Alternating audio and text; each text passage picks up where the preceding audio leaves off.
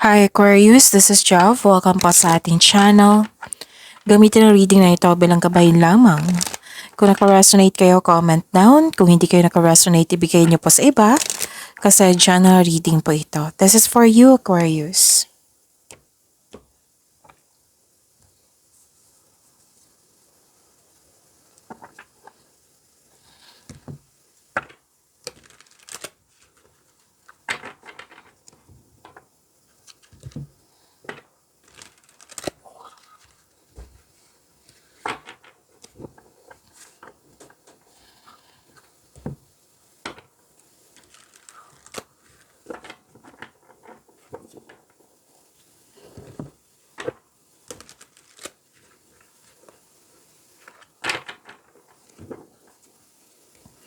Para po ito sa iyo, Aquarius.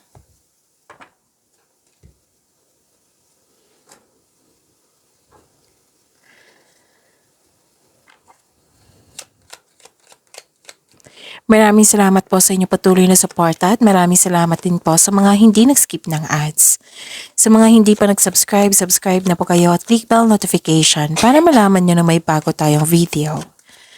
Para sa mga gusto magpa-reading, comment po kayo ng personal reading. Again, comment kayo ng personal reading and check my reply sa comment section. Mga ganap pa para kay Aquarius, I need 3 cards po.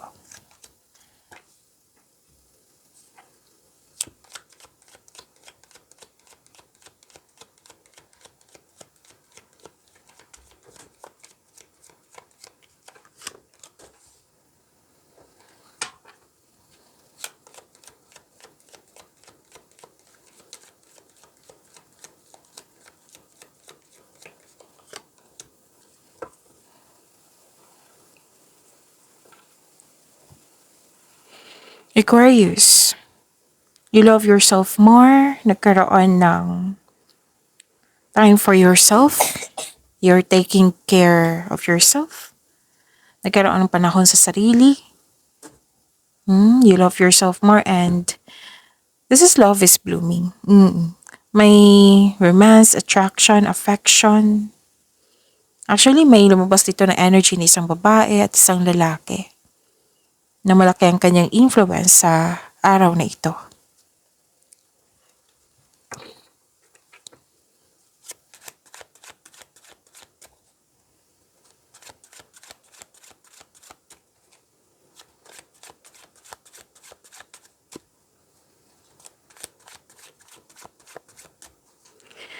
Energy po ni Aquarius.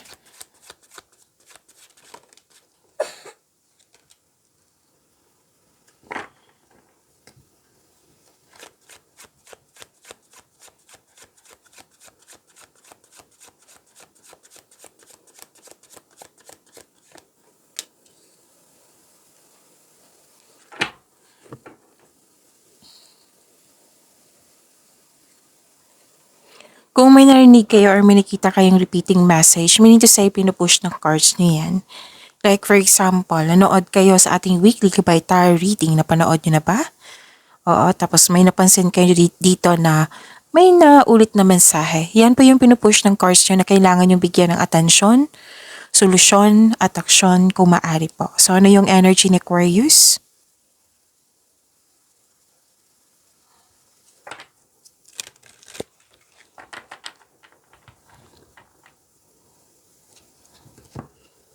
Kitang-kita ko dito, Aquarius, na nag-overthink kayo.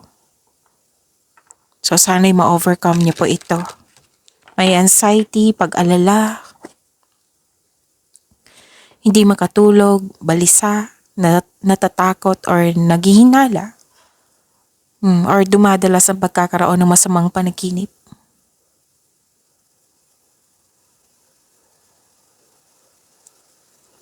Pwedeng stress, oo.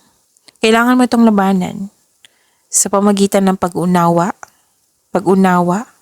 pagtanggap sa isang sitwasyon. So, bigyan ng laya yung sarili mo. So, you can stop overthinking or overanalyzing through time for reflection. Time for reflection, bigyan nyo ng solusyon, change the channel, or mindfulness cues. Yan, makatulong yan sa pag-stop ng overthinking. So this card tells you na baka kailangan nyo ng kausap. Or kung may nahihirapan kayo magbigay ng tiwala sa kapwa, then baka gusto nyo nang magkaroon ng journal or diary. Isulat mo yung mga nasa isip mo upang sa gayoy maalis mga ito sa iyong isipan at mapunta sa pahina. This card tells you to make change. Itong pangyayaring ito ay pansamantala lamang at lilipas din po ito. Kung nagkaroon kayo ng hindi pagkakaunawaan sa isang tao, then may solusyon ako nakikita dito, communication. Maggawa kayo ng schedule, mag-usap kayo ng mahinahon.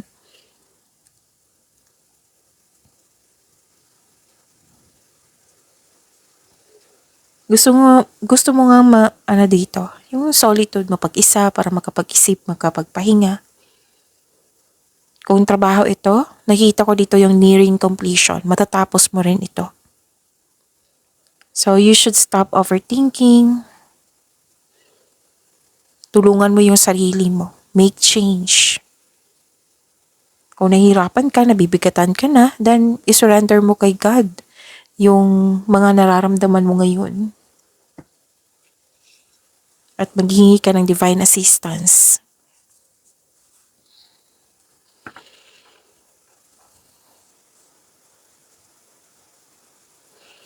Nakita ko dito na nagkaroon po ng defensiveness, paninindigan.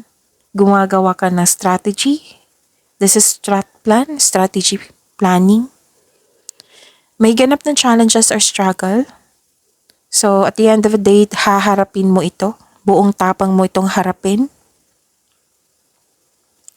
Katapangan at kumpiyansa sa gitna ng anumang klaseng atake. May ganap din na pinagtanggol mo yung kaibigan mo o miyembro ng pamilya laban sa iba. So may paalala ang card niyo po dito, Aquarius, na kung mag-focus po daw kayo sa problema, ito ay magdudulot ng pagtigil. So instead, bigyan nyo ng solusyon. Kung hindi pa kaya, then change the channel. Make change, kumbaga. May nakita ko dito ang successful agreement.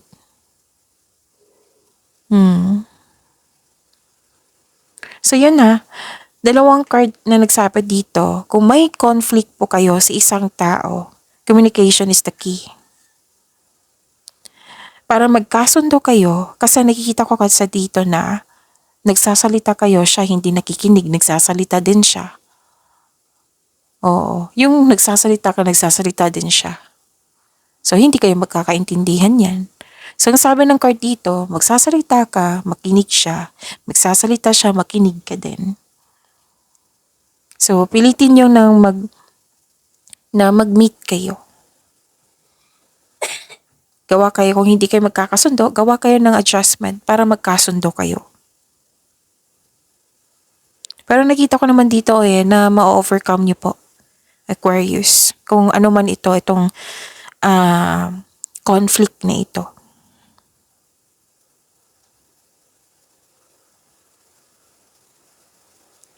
Kung regarding to sa career and money mo, kasi may nakita kong successful agreement yung sabi ko kanina.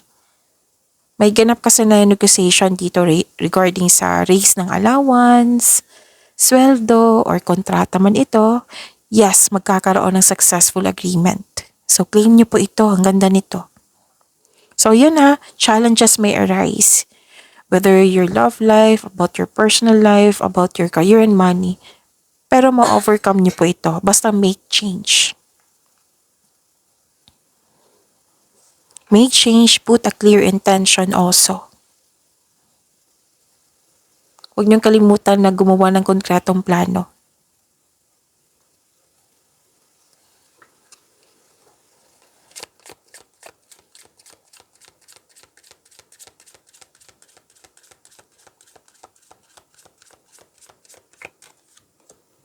Healer.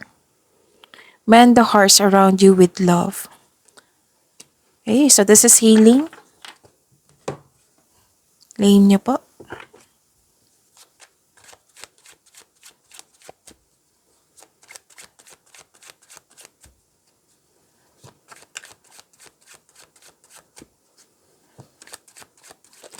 Career and money po ni Aquarius.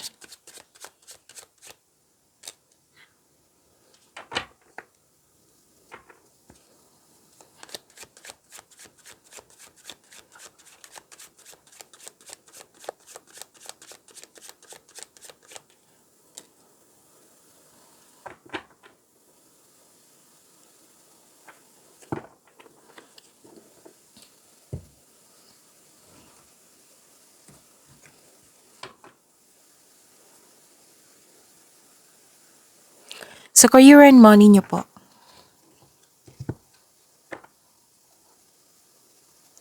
take time at magkaroon ka ng matibay na plano. So this is repeating message siya. Tatlong card na mismo nagsabi dito sa tarot cards niyo po na gumawa kayo ng matibay na plano. So take time at magkaroon ng matibay na plano bago pumasok sa career or negosyo. Kasi natatakot ka ditong mag-decide or parang may iniwasan ka na magkaroon ng failure. Oo. So may kailangan kasing nagbabalansa ka sa choices dito. Nag-iisip ka muna bago gumawa ng desisyon.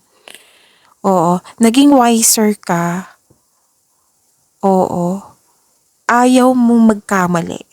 Gusto mong perfect. Perfect.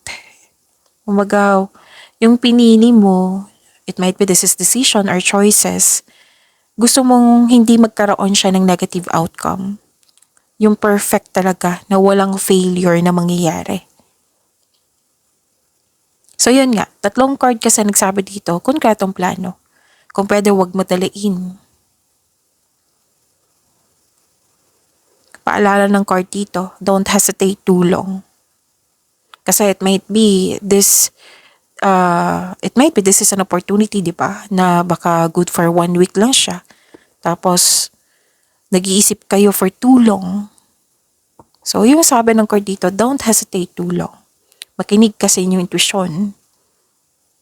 Kasi ito yung maggagabay sa'yo kung ano yung next action mo. Siya ang magtuturo kung saang patungo. Patungo sa right path, patungo sa success. Kalma ka pero nakikinig ka sa iyong paligid. Nagbabalansa sa choices ng buhay. So, dalawang card na mismo nagsabi dito. It might be gusto nyo talagang may kausap dito para matulungan ka sa paggawa ng desisyon dito. Plano ba to? Ideas ba to? Yung sabi ng card kanina, kailangan mong makinig din sa inyong intuition. Only you know what is best for you. So, gawa kayo ng courageous choices at magtiwala sa iyong sarili. Magtiwala sa inyong talino. Magtiwala kasi marami na kayong experience, oh. So, magtiwala sa inyong talino, sa inyong experiences. At paalala ng card dito na i-release mo yung fear na nararamdaman mo kasi mukhang natatakot ka sa paggawa ng desisyon dito, sa pag-accept. It might be acceptance to ng isang offer or opportunity. Mawawala itong hesitation na ito, itong fear na ito, itong doubt na ito kung magkakaroon ka ng konkretong plano at magtiwala sa inyong sarili.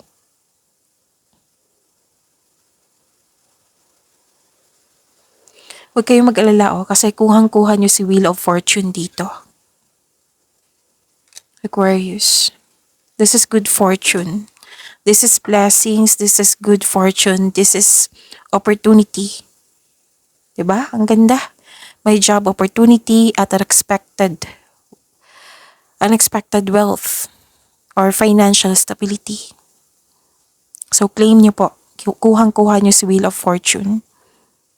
Like for example, kung gipit ka ngayon, may parating na blessings na makapagbago sa inyong kaperahan. Kung jobless ka ngayon, may unexpected na job opportunity na darating. Makakagawa ka ng desisyon yan. Kung nahihirapan ka ngayon, magiging okay na. Kasi this is Wheel of Fortune. This is good luck. This is good karma. This is destiny, faith, may completion of cycle ako nakikita dito. May changes na mangyayari na magbibigay ito ng kaunlaran sa iyo. At may malaking pera ako nakikita dito. Oo, malaking pera na matatanggap mo. Whether marami kang project, kliyente, benta, basta magbibigay, itong pagkakataon na ito, magbibigay ito ng malaking pera sa iyo. So you are moving from a painful cycle to happiness. Embrace this new situation. Aquarius, ang ganda-ganda. Okay?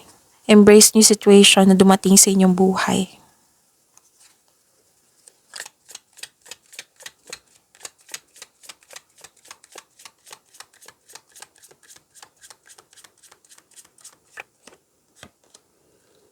Okay.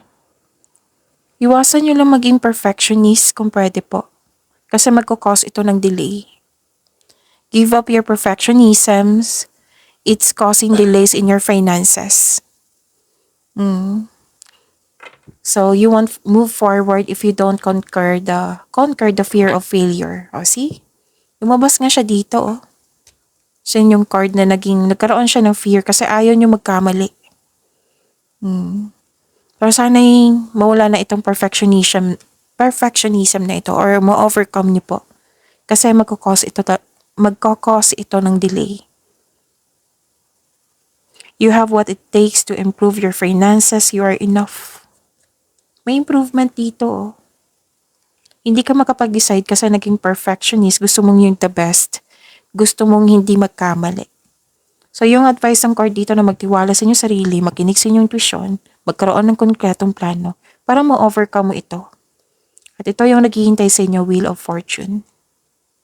Okay? Aquarius.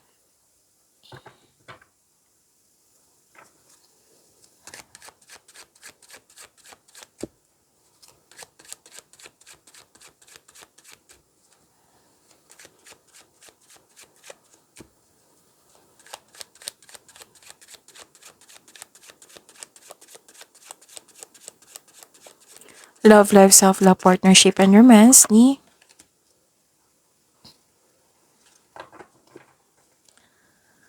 Aquarius.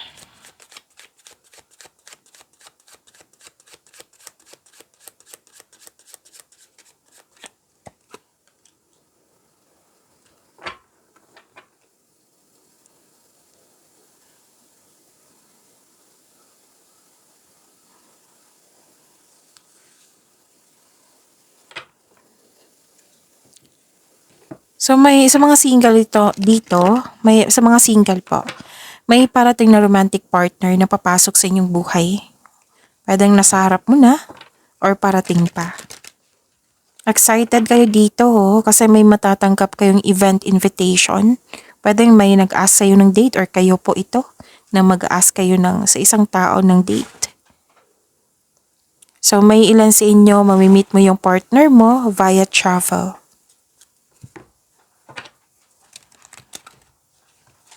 So may magaganap na travel. Darating na din yung mensahe. May nakita ko ditong darating na mensahe. May mabilisang desisyon. This is movement. Oo, marami kayong ginagawa. Okay? Movement and transition.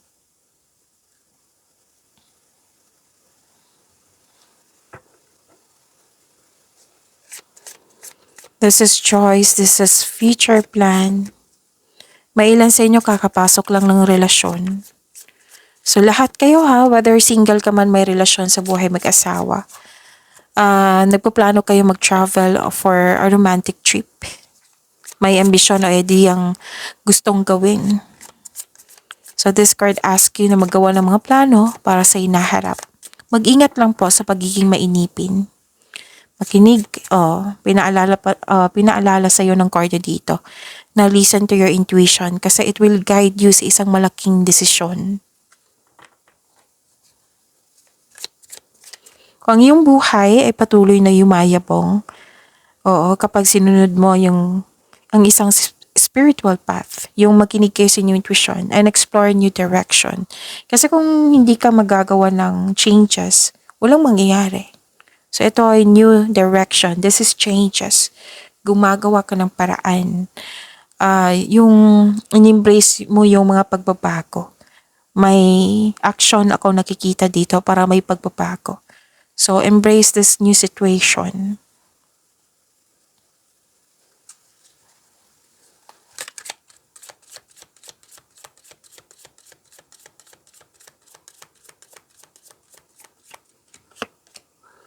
Sparks, keep the sparks flying.